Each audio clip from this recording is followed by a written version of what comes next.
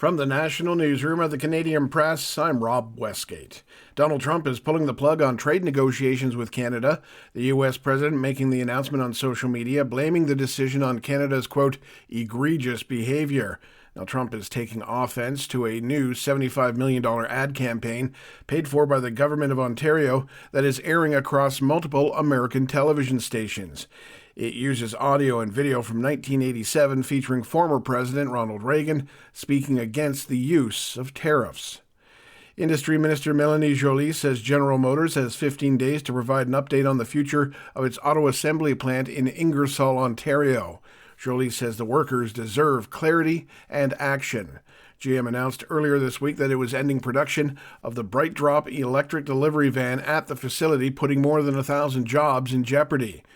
Ottawa also announced that GM, as well as Stellantis, will be hit with significant cuts to their remission quotas.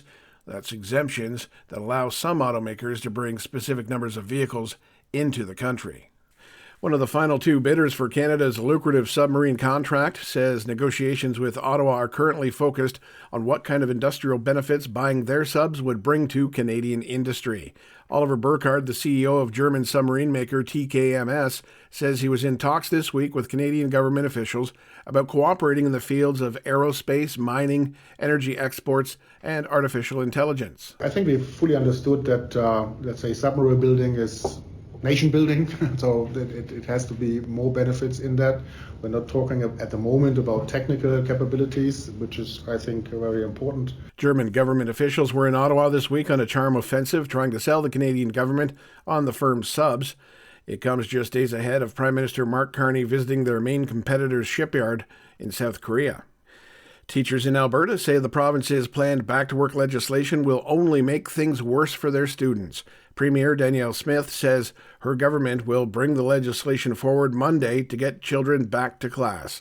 Lynn Zwicker teaches in Edmonton, and she says the province isn't listening to teachers and it's hurting the students. They are forgetting about the 748,000 little ones who need to have the best education they possibly could, which we used to have the best education in the world, and I don't want that to ever go away. The Alberta Teachers Association says it sees the legislation as an insult to their profession.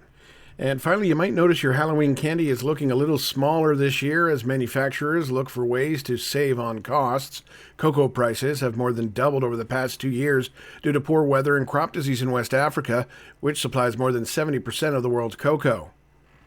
Tim Webb of KPMG in Canada says this just shows it's important for manufacturers to diversify their sourcing regions. This is the Canadian Press. In sports, it was a busy night in the NHL. First up, the Seattle Kraken wrapping up a 6-game road trip with a 3-0 victory over the Winnipeg Jets. Seattle's netminder, Joey Daccord, turning aside all 32 shots he faced and notching an assist in the effort. Elsewhere, the Nashville Predators posted a 2-1 victory over the Vancouver Canucks. The Ottawa Senators put up a much-needed 2-1 win over the Philadelphia Flyers. And the Montreal Canadiens came up short against the Edmonton Oilers, falling 6-5.